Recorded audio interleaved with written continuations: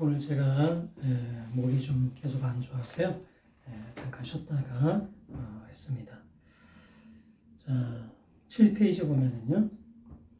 A는 B에게 대여금을 청구하고자 한다. 전부 승소할 수 있는 청구 취지를 기재하시오. 자, 여러분 이것도 과제입니다. 일단 제가 이제 간단하게 여러분과 같이 한번 풀어보고 정확한 그 청구 취지를 여러분이 기재해서 과제물로 제출하시면 되겠어요.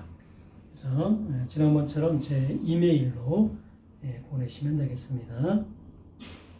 자, 1번 A는 2020년 5월 1일 B에게 1억 원을 이자 약정 없이 변제기 2020년 9월 1일로 정하여 대여하였다. 자, 그러면 A는 뭐를 청구할 수 있을까요? 원금 1억 원을 청구할 수 있겠죠. 이자는 어떻습니까? 이자 약정이 없으니까 청구할 수 없습니다. 이자는요, 이자 약정이 있어야 청구할 수 있어요. 이자 약정 없이 청구하기 위해서는 특별한 규정이 있어야 됩니다. 계약 해지로 인한 원상 반환 청구권이라든가, 그 다음에 악의 수익자에 대한 부당이득 반환 청구라든가, 그 다음에 상인이 영업에 관하여 대여해야 했다든가, 그런 게 아니라면요, 이자는 청구할 수 없습니다. 자, 지연 손해금, 금전 채무 불이행에 대한 손해배상은 청구할 수가 있겠죠.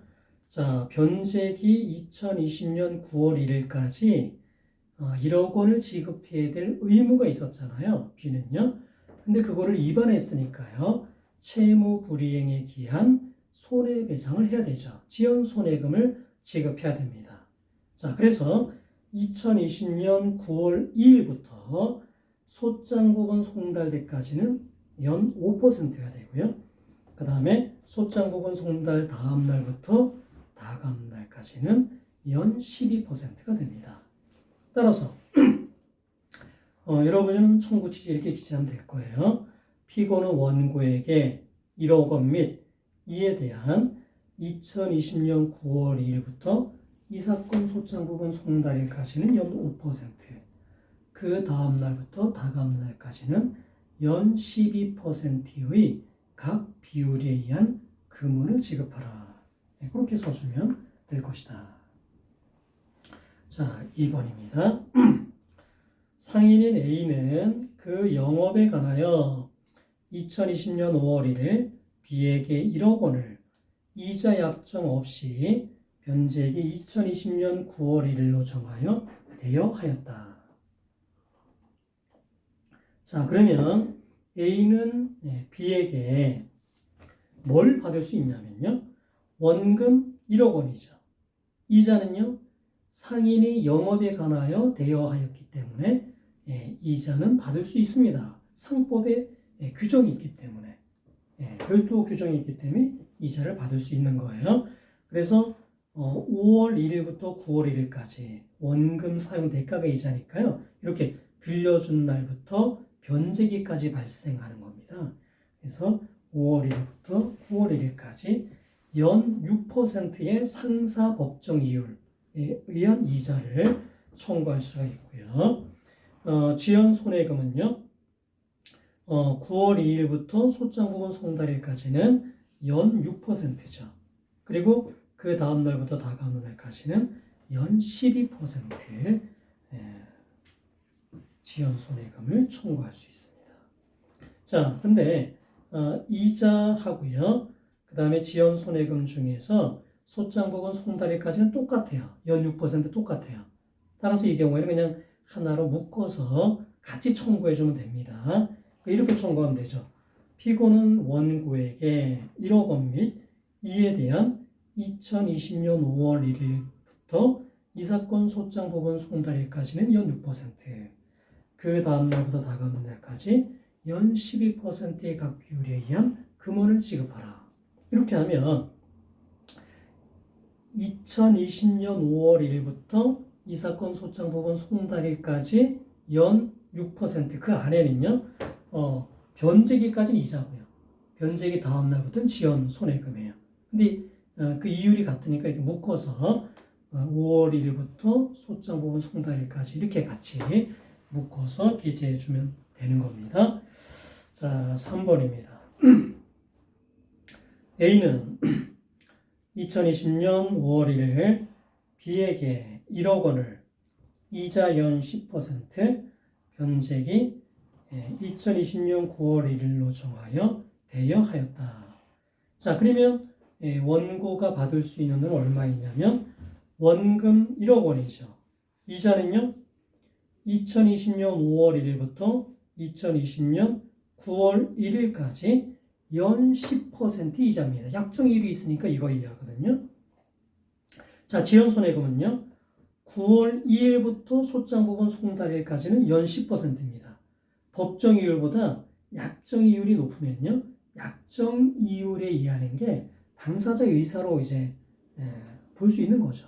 그래서 이 경우는 약정이율에 따라서 지연손해금을 청구할 수 있어요.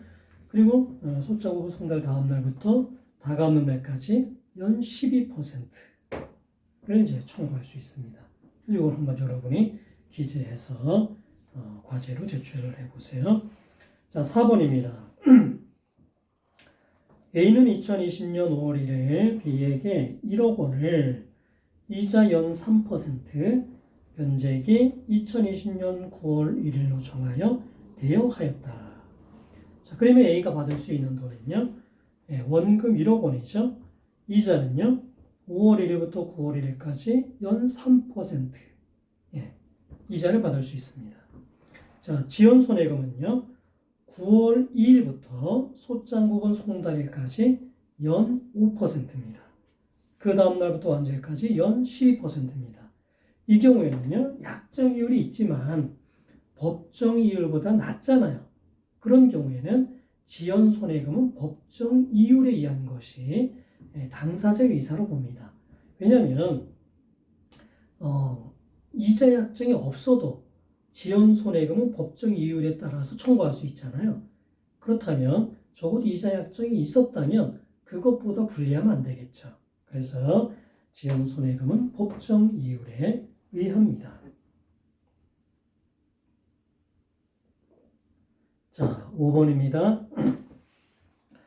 A는 2020년 5월 1일 B에게 1억 원을 이자 연 10%, 지연손해금 연 15%, 변제기 2020년 9월 1일로 정하여 대여하였다.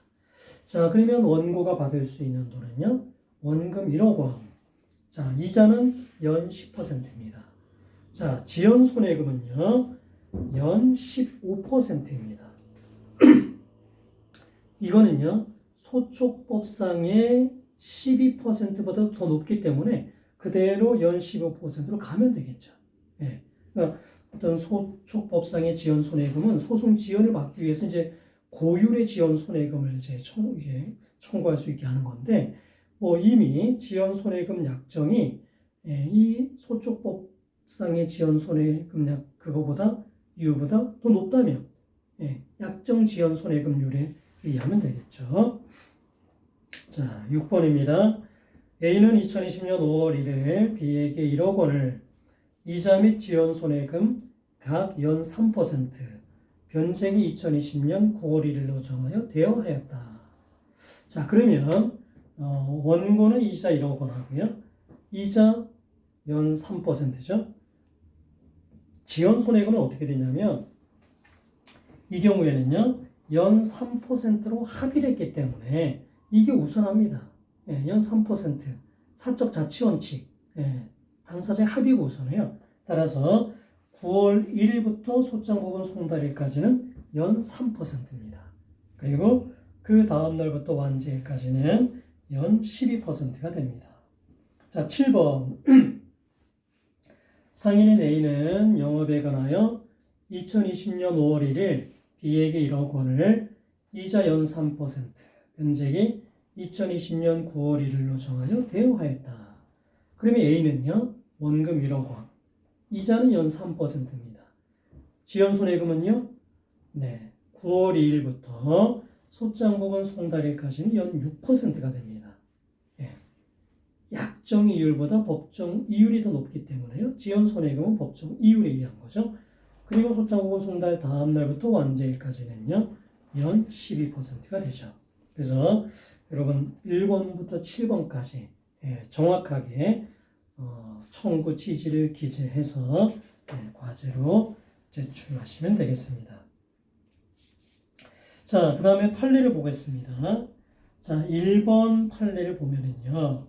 자, 대여금을 청구할 때 원금, 이자, 지연손해금 뭐 이렇게 청구하는데 각각은 별개의 소송물이라고 봅니다. 우리 판례가요. 자, 그래서 불이익 변경에 해당하는지 여부도 각각 따로 판단합니다. 여러분 그 판결 이유를 보면 8페이지에 보면은요. 원심에서 이제 A가 이제 B에게 이렇게 그 대여금을 청구했는데요. 원금이 3,377만 5천 원이 이제 인정이 된 겁니다. 원금이요. 이거에 대해서 이제 피고가 항소를 했는데, 자, 항소심에서 원금을요, 3,500만 원으로 인정을 했는데, 이건 안 된다 이거야. 불이익 변경 금지 원칙에 반한다 이거야. 피고만 항소를 했으니까 이것보다 더 불리해지면 안 된다는 것이죠. 그러니까 뭐 다른 것까지 고려했을 때, 이자, 지연, 손해금까지 고려했을 때 항소심에서 내려갔다. 뭐 그래도 안 된다는 거예요. 왜? 각각이 별개의 소송물이거든요. 그래서 원금도 피고만 항소했다면은 원금도 항소심에서 이거보다 더 불리해지면 안 되는 거고요. 이자도 불리해지면 안 되는 거고, 지연, 손해금도 불리해지면 안 되는 거고. 그래서 그러니까 전체로 계산했을 때 피고에게 유리하다. 그건 안 된다는 거예요. 각각에서 불이익 변경 금지 원칙이 적용이 된다라는 겁니다. 자, 이게 이제 각각의 소송물이라는 거 잘 기억을 하시고요. 자, 그 다음에 이제 뭐 이렇게 그 A가 B에게 대여금이 있다 이거야. 그리고 뭐 원금, 이자, 지연, 손해금 뭐 이렇게 있는데 그 중에 일부를 이제 이렇게 B가 뭐 200만 원을 변제를 했다 이거야. 자, 이 경우에 당사자의 합의가 없으면요, 요 200만 원은 어디에 충당이 되냐면은 비용, 이자, 원금, 비용, 이자, 원본, 그 충당 순서에 따라야 되는 것이고요. 지정 충당에 의해서 그거를 바꿀 수는 없습니다. 그래서 뭐 어느 한쪽이 야 그건 원금에 충당된 것으로 보겠다. 이게 안 된다는 거예요. 왜? 비용, 이자, 원본이기 때문에 이자나 지연 손해금에서 먼저 충당이 돼야 됩니다. 이자나 지연 손해금에 먼저 충당이 되고 그 다음에 이제 원본이 충당이 돼야 되는데요. 그 순서를 바꿀 수 있는 거는 합의입니다. 합의. 근데 요 사안에서는요, 요 200만 원을 원금에 충당하기로 하는 묵시적 합의가 인정이 돼서요, 원금에 충당이 됐습니다. 그래서 요 사안에서는요, 그런 합의가 있다. 그래서 뭐 아주 명시적인 합의가 있는 경우도 있지만요, 묵시적인 합의가 있는 경우에도 그 순서를 바꿀 수는 있다라는 겁니다. 그래서 당사자 일방이 이제 뭐 지정을 했다. 그것만으로 바꿀 수는 없어요. 근데 상대방이 이의를 제기하지 않아서 묵시적 합의가 있었다고 인정이 되면요, 그때는 이제 합의 충당이 있다고 봐서 비용, 이자, 원금 요 순서를 바꿔서 이제 원금에 충당되는 것도 가능하다라는 겁니다. 그래서 보통은 이제 합의가 없었다고 하면은요, 그 비용, 이자, 원본 요 순서에 따라서 법정 충당이 되게 됩니다. 자, 그 법정 충당이 된다고 하면은 보통 이제 어떻게 될까요? 그러니까 그러니까 원금이 나중에 충당되는 건 알겠는데 이자하고 지연 손해금은 이제 그러면 어떻게 충당이 이제 어디에 먼저 충당이 될까요? 만약에 뭐 그 이자율하고 지연 손해율이 다르다면 더 높은 곳, 그러니까 변제 이익이 더 높은데 이제 충당이 되겠죠. 이게 또 뭐 5%, 그다음에 10%다. 여기에 이게 이제 변제 이익이 더 크니까 법정 충당이 여기에 먼저 되고, 그다음에 이자에 충당이 되고 원금에 충당이 되겠죠. 근데 뭐 만약에 똑같다, 이게 이자율도 똑같다, 이렇게 5% 똑같다. 자, 이런 경우에는 아마도 뭐 변제익도 같다라고 봐서 변제익이 선도래한 아마 이자 채권에 먼저 충당될 가능성이 많습니다. 자, 그 다음에 판시 3번을 보면은요, 이게 이제 이자 제한법하고 대부업법의 이자가 이제 다를 때, 그럴 때 이제 문제가 됐었는데요. 이제 어느 이자를 이제 따르냐, 이게 이제 문제가 됐습니다. 그러니까 뭐 그냥 이제 뭐 사인이 이제 돈을 빌려줬다면 이자 제한법이 적용될 거고, 대부업자가 돈을 빌려줬다, 그럼 이제 대부업법 이자가 적용이 될 텐데, 대부업 등록을 안 하고 이제 빌려준 경우에 그때 뭐가 적용이 되느냐 이거예요. 보통 이제 대부업법 이율이 더 높았었거든요, 예전에는요. 그러니까 대부업 등록을 안 하고 빌려줬다, 그럼 뭐 높은 이율을 받을 수 있도록 보호해줄 필요성은 없잖아요. 그래서 이 경우에는 이자 제한법 이자가 적용된다라는 판례인데, 이제는 이제 그 이율이 똑같아졌기 때문에 어떤 큰 이제 차이는 없습니다, 이제는요. 자, 그 다음에 판시 4번에 보면은 이자 약정이 뭐 너무 과도하다, 뭐 이런 경우에는요, 선량한 풍속 기타 사회 질서를 위반한 것으로 봐서 무효로 볼 여지는 있다라는 겁니다. 근데 지금은 뭐 금전 소비 대차의 경우에는 뭐 이자 제한법도 그렇고요, 대부업법도 그렇고 뭐 이렇게 24% 이렇게 이제 낮아졌기 때문에 뭐요 선량한 풍속 기타 사회 질서 위반에서 무효다라고 인정될 가능성은 별로 없을 것으로 생각은 됩니다.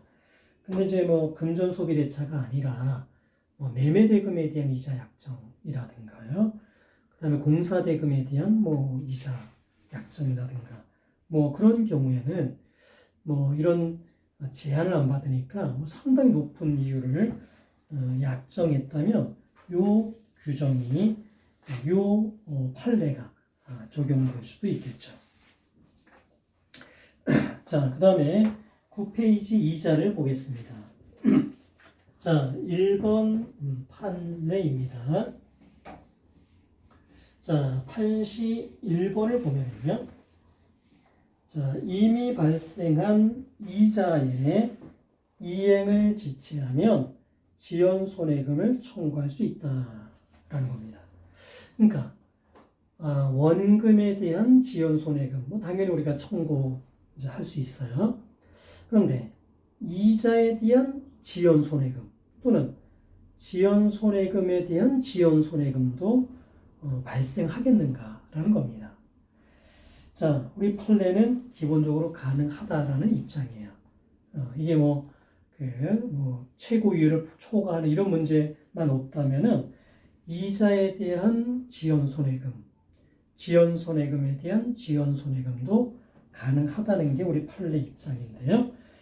그러나 우리가 이제 로스쿨에서 시험을 보고 또 이렇게 변호사 시험에 기록을 쓸 때는요, 원금에 대한 지연 손해금만 붙이면 됩니다. 그러니까 이자 지연 손해금에 대한 지연 손해금까지 붙일 이유는 없습니다. 보통 이제 조건이 이렇게 명시가 됩니다. 뭐 이자 지연 손해금에 대해서 다시 지연 손해금을 붙이지 말 것. 이렇게 제한이 있게 되는데요. 그래서 이론적으로는 붙일 수 있다. 그러나 여러분이 이제 시험을 볼 때는 지금 그 원금에만 지연 손해금을 붙이면 되겠다라는 겁니다. 자, 판시 2번에 보면은 이자 채권이 단기 소멸시효 3년이 적용되기 위해서는요, 1년 이내 기간으로 정한 경우입니다. 그러니까 1년 이내에 정기 지급하기로 한 거, 정기금으로. 이행기가 1년 이내 단위로 이렇게 도래되는 거. 그런 경우에 3년 단기 소멸시효가 적용된다라는 겁니다. 자, 2번 판례를 보면은요. 자, 원금 채무에 대해서는 소멸시효가 완성되지 아니하였고, 이자 채무에 대해서는 소멸시효가 완성된 그런 상태에서 채무를 일부 변제했다라고 생각해 보세요. 자, 그러면 어떻게 되냐면요. 원금 채무에 대해서는 묵시적인 승인에 대해서 시효가 중단되고요. 이자 채무에 대해서는 시효가 완성됐음에도 불구하고 변제가 된 거니까 이거는 시효 완성, 시효 이익의 포기로 보게 됩니다.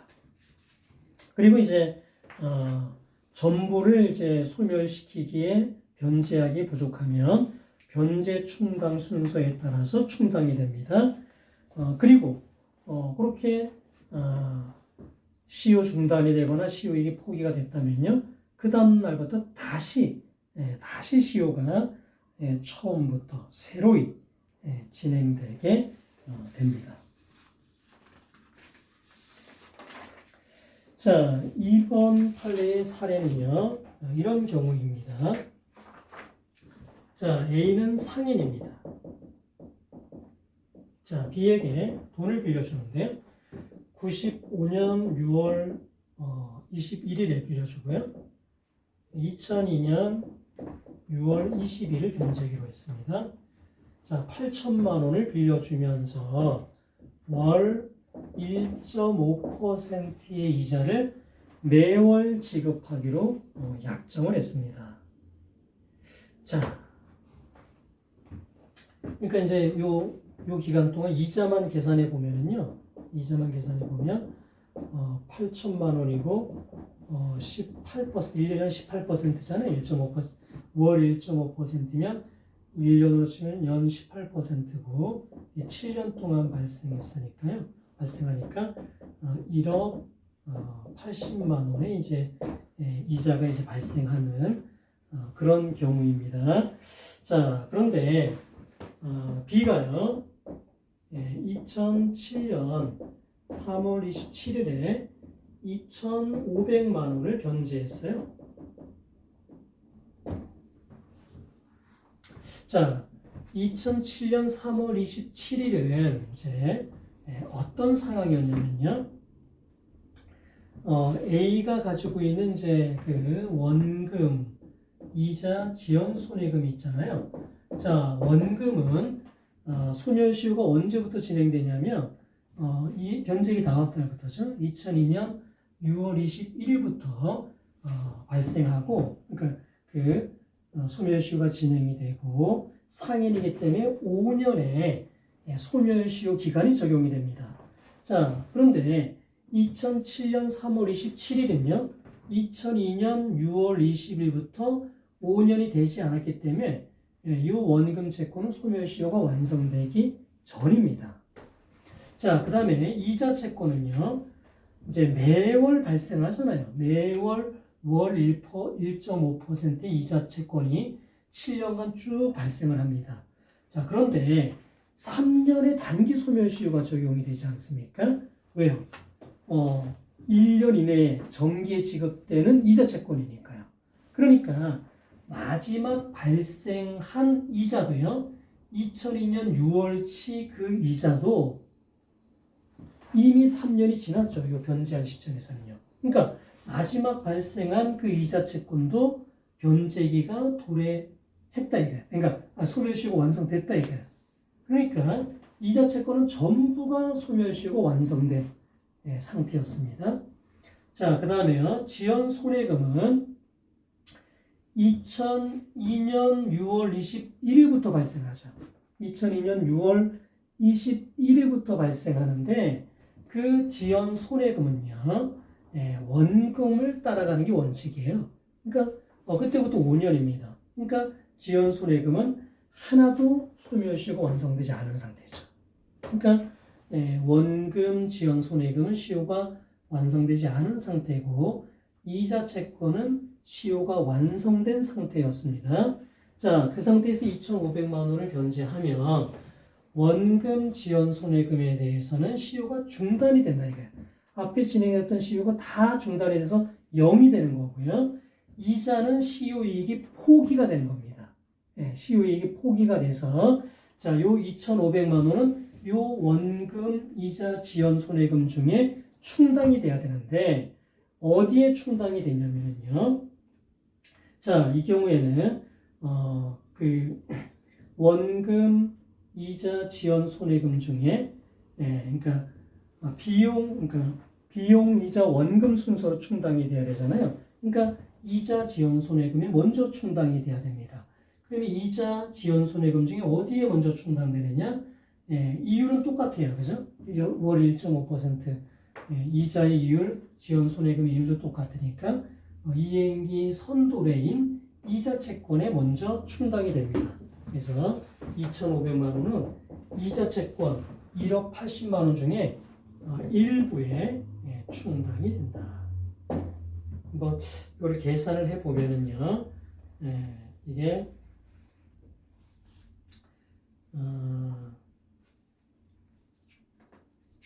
정확하게는 일부 아무튼 이자 채권 중에 아주 일부 어느 기간까지 이자에 충당이 됩니다. 자, 그 다음에 B가요 2011년 4월 28일에 이 A를 상대로 대여금 소송을 제기한 겁니다. 자, 그러면 2011년 4월 28일은요, 요때를 기준으로 보면 어떻게 되냐면은, 원금 지연 손해금은 시효 중단됐다가, 2007년 3월 28일부터 다시 시효가 이제 새롭게, 진행이 되는 거니까, 요 시점에서 5년이 안 됐으니까요, 다 시효가, 완성이 안 됐죠. 하나도요. 이건 그대로 남아있는 거예요. 자, 이자 채권은요, 일부가 시효이 포기가 되고 나머지 약 7, 8천만 원 정도의 이자 채권은 남아 있었는데요. 자, 그때부터 2007년 3월 28일부터 2011년 요때는 이미 또 3년이 지나버린 상태이기 때문에 이자 채권은 다 시효로 소멸이 된 상태입니다. 자, 따라서 요때 소를 제기할 때는요, 원고는요, 원금과 지연 손해금만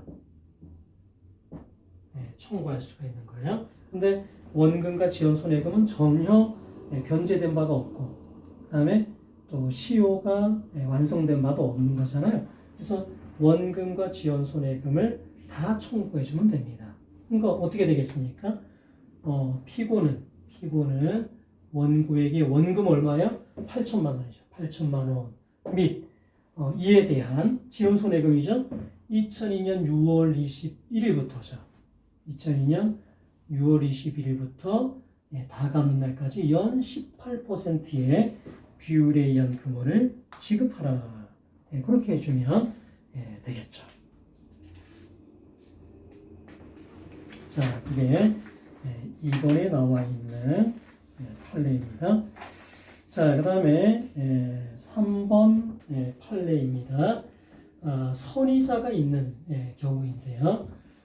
선의자가 있는 경우에 이제 여러분이 조심해야 될 건 뭐냐면은 선의자를 공제한 금액으로요. 공제한 금액으로 최고 이율에 의한 이자를 계산해 봐야 돼요. 그래서 그 계산한 금액이 공제한 선의자보다 더 많다. 그러니까 선의자가 최고 이율로 계산한 것보다 더 많이 공제가 됐다. 그러면 그건 그 초과되는 부분은 원금에 충당이 됩니다. 그래서 그 부분이 원금이 돼요. 그러니까 원금에서 초과되는 부분을 공제한 그 금액이 원금이 됩니다. 만약에 선이자로 공제한 게 최고 이율에 의해 계산한 이자보다 작다면요, 이거는 이자 제한법 위반이 아닌 것이죠. 그래서 이거는 유효한 선이자가 됩니다. 자, 그래서 11페이지에 있는 사례가요. 우리가 이제 그 3번에 있는 판례가 이제 이렇게 문제로 제가 이렇게 변형한 거니까요. 그 사례를 한번 보시면 되겠습니다. 자, A가 B에게 2018년 7월 21일에 돈을 빌려줬어요. 현재는 2019년 7월 20일입니다. 1억 원을 빌려주면서 월 1%의 이자 약정을 했습니다. 그러면서 1,200만 원을 선이자로 공제했어요. 선이자가 1,200만 원이다. 그리고 이제 8,800만 원을 이렇게 빌려준 겁니다. 실제로는요. 자, 이런 경우에 요 선이자 1,200만 원이 이자 제한법에 위반되는 것인지 여부를 먼저 판단해야지 돼요. 그래서 실제로 지급받은 요 8,800만 원을 가지고 최고 이율인 지금 연 24%잖아요. 연 24% 그리고 이 기간이 딱 1년이니까 1년으로 딱 계산하면 되겠네요. 이렇게 계산해 보면 2,112만 원입니다. 이렇게 돼요. 그러니까 받을 수 있는 이자 제한법상 최고로 받을 수 있는 이자가 이거예요. 근데 선이자로 공제한 건 그거보다 적으니까 이거는 유효한 것이 됩니다. 이거는 유효한 약정이 되는 거예요. 그래서 이게 선이자 약정이 유효해지면 어떻게 되냐면요. A가 B에게 청구할 수 있는 금액은 이렇게 되는 겁니다. 원금은 얼마입니까? 1억 원이 되는 거예요. 1억 원. 유효하니까요. 원금은 유효하니까. 그러니까 이 선이자 약정 유효하니까 원금은 그대로 1억 원이 되는 거예요. 1억 원이 되고 이자는요. 이자는 이미 받았으니까 그럼 끝난 거고. 지연 손해금 어떻게 돼요? 2019년 7월 21일부터 월 1%의 지연 손해금이 발생하게 되는 것이죠. 자, 두 번째 A는요. B에게 1억 원을 월 2%로 약정하고 빌려줬고요. 2018년 8월 21일부터 2019년 8월 20일까지 빌려줬는데 선이자로 2,400만 원을 공제했습니다. 자, 그러면 요 선이자 공제한 게 이자 제한법을 위반하는 것인지를 봐야 되는데요. 그러기 위해서는 7,600만 원 실제로 받은요. 7,600만 원으로 최고 이율로 계산해 봐야 돼요. 이것도 기간이 1년이니까 딱 24%로 계산해 보면 돼요. 그러면 1,824만 원이 됩니다. 자, 요거까지만 이자를 받을 수 있는데 2,400만 원을 이자로 받았으니까 576만 원이 초과가 된 겁니다. 이걸 더 받은 거예요. 이자 제한법상의 최고 이율보다 이만큼을 더 받은 겁니다. 그러면 어떻게 되냐면요. 원금이 충당이 돼요. 원금에 충당이 돼서 1억 원에서 이 부분을 뺍니다. 자, 그렇게 돼서 그러면은 1억 원에다가 요 금액을 뺀 9,424만 원. 이게 이제 원금이 되는 거예요. 그래서 A는 B에게 받을 수 있는 돈이 어떻게 되냐면 원금이 이렇게 되는 거예요. 이게 되는 거고요. 이자는 이미 손이자를 받았으니까 없는 거고, 지연손해금은 2019년 8월 21일부터 월 2%, 연 24%, 요거를 이제 청구할 수가 있게 되는 겁니다. 자, 그런데 B가 합의나 지정 없이 2019년 8월 20일에 7,600만 원을 변제했어요.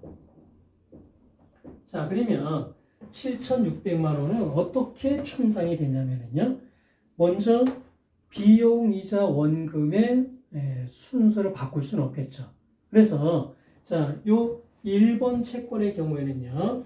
요 8월 20일 기준으로 어떻게 되냐면은 일단 원금은 1억 원이라고 그랬죠. 원금이 1억 원이라고 그랬고, 그 다음에 7월 21일부터 8월 20일까지 지연손해금이 발생하니까 한 달이죠. 한 달이니까 1%니까 100만 원이 이제 발생하겠죠. 그러니까 이 1번 채권에 대해서는 지연손해금이 100만 원이 발생합니다. 자, 그 다음에 2번 채권에 대해서는 원금은 1억 원이라고 했고 8월 21일부터 지연손해금이 발생하는데 8월 20일 날 변제가 된 거니까 지연손해금은 전혀 없습니다. 그러니까 이 7,600만 원은요. 1번 대여금 지연손해금 100만 원에 먼저 충당이 되고 나머지 7,500만 원은 원금에 충당이 되는데 2번 대여금의 그 이율이 더 높기 때문에 변제이익인지 이게 더 크다고 봐야 됩니다. 그래서 7,500만 원은요, 이 2번 대여금의 원금에 충당이 됩니다. 그러면 이 2번 대여금은요, 1,924만 원이 남아요. 1번 대여금의 경우에는 그대로 이제 원금 1억 원이 남고요. 그러니까 그 A가 B에게 이제 청구할 수 있는 거는 그러니까 변제가 이제 2019년 8월 20일이 됐으니까 2019년 8월 21일부터 이제 지원 손해금이 발생하는데 자 1번 대여금 1억 원, 2번 대여금 1,924만 원 두 개 합친 거. 그 다음에 이때부터 지원 손해금인데요. 1억 원에 대해서는 이제 월 1%. 그 다음에 소장 부분 송달 다음 날도 연 12%가 될 거고요. 2번 대여금에 대해서는 계속 연 24%가 되겠죠. 그래서 해답을 보면은 피고는 원고에게 1억 1,924만 원 및 그중 1억 원에 대해서는 2019년 8월 1일부터 소장 부분 송달일까지는 월 1%, 그 다음 날부터 다가오기까지는 연 12% 각비율에 의한, 그 다음에 1,924만 원에 대해서는 2019년 8월 20일부터 다가오는 날까지 연 24%의 비율에 의한 금원을 지급하라. 제1항은 다 집행할 수 있다.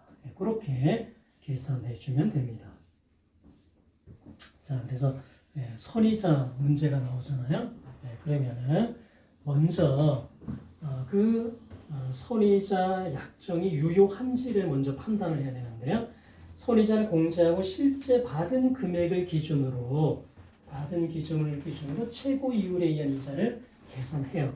그래서 그 이율이 그 선이자가 그 이율보다 낮으면 그냥 유효한 대여 약정이 됩니다. 그래서 그냥 원금은 그대로 되고요. 변제 이후에 이자를 청구해 주면 되고, 만약에 그 선이자가 그 최고 이율의 계산보다 높다면 그 부분은 원금에 충당이 된다라는 것입니다. 자, 그래서 그 문제를 잘 기억하시고, 자, 4번 대부업법의 경우에도 똑같아요. 대부업법의 경우에도 이자 제한법과 마찬가지의 방법으로 선이자를 계산해 주게 됩니다.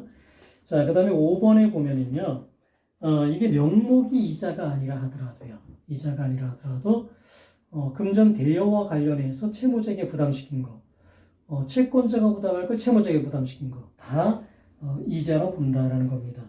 자, 그 사례에서 문제가 된 거는 중개 수수료를 채권자는 부담 안 하고 채무자에게만 부담시켰다.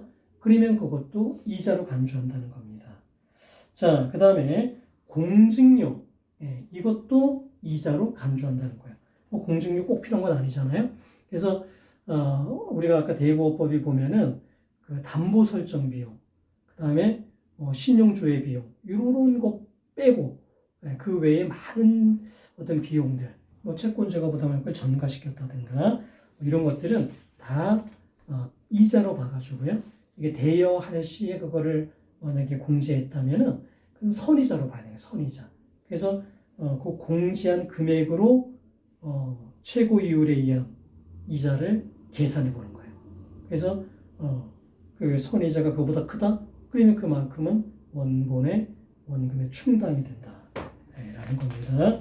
자, 5번까지가 이제 그런 판례였고요.